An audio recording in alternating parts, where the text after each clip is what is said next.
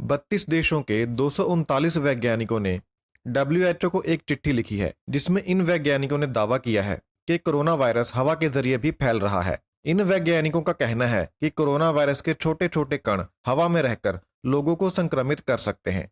इन वैज्ञानिकों ने डब्ल्यूएचओ को उसके दिशा निर्देशों में बदलाव करने की सिफारिश की है।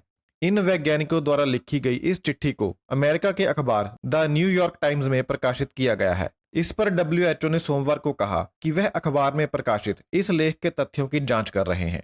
अगर आप निजी ट्रेन में सफर करना चाहते हैं तो आपको अपनी पसंदीदा सीट और दूसरी सुविधाओं के लिए अतिरिक्त पैसे देने पड़ सकते हैं। देश में निजी ट्रेनें शुरू होने के बाद यात्रियों को एयरलाइन की तर्ज पर अपनी पसंदीदा सीट, सामान और ट्रेन पर अन्य सुविधाओं के लिए अतिरिक्त भुगतान करना पड़ सकता है।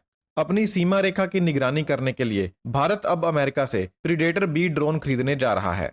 लद्दाख में चीन से हुए गतिरोध के चलते भारत अब अपनी सीमा रेखा की सुरक्षा के लिए प्रीडेटर बी ड्रोन खरीदने की सोच रहा है। यह ड्रोन कम ऊंचाई पर अधिक देर तक उड़ सकता है और इस ड्रोन में हथियार भी लगे होते हैं।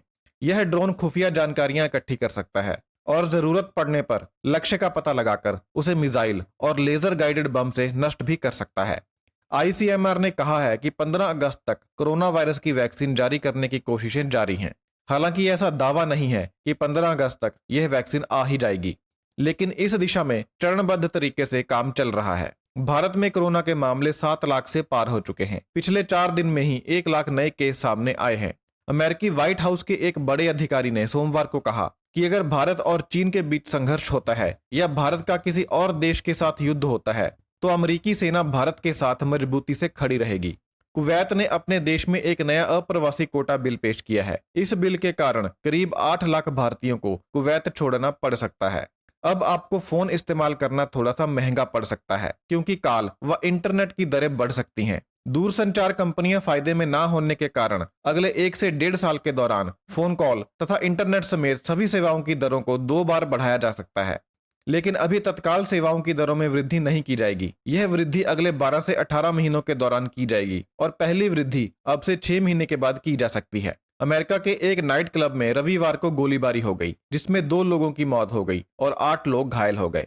अमेरिका में ही एक और बड़ा हादसा हुआ है। अमेरिका में 2 एयरप्लेन्स की भयानक टक्कर हो गई है जिसमें 8 लोगों के मरने की आशंका जताई जा रही है। यह टक्कर एक झील के ऊपर हुई और टक्कर के बाद विमानों का मलबा झील में गिर गया। लद्दाख में चीन 2 किलोमीटर पीछे हट गया है। चीन के सैनिक 2 किलोमीटर पीछे चले गए हैं। चीन ने अपने द्वारा बनाए गए स्ट्रक्चर भी उखाड़ लिए हैं। भारत से मिले ठोस जवाब और दबाव की वजह से चीन ऐसा करने को मजबूर हो गया है। भारत चीन पर लगातार प्रतिबंध लगा रहा है। इसी बीच चीन ने भी भारत को धमकी दी है। चीन के अखबार ग्लोबल टाइम्स ने कहा है कि चीन भी दवा बनाने में काम आने वाले रॉ मटेरियल जिसे एपीआई कहते हैं इसको और दूसरी भारतीय कंपनियों को भेजा जाने वाला कच्चा माल रोक सकता है और इनके ऊपर प्रतिबंध लगा सकता है। चीन ने कहा है कि जैसे भारत ने चीन को आर्थिक नुकसान पहुंचाया है इसी तरह चीन भी भारत को आर्थिक नुकसान पहुंचा सकता है।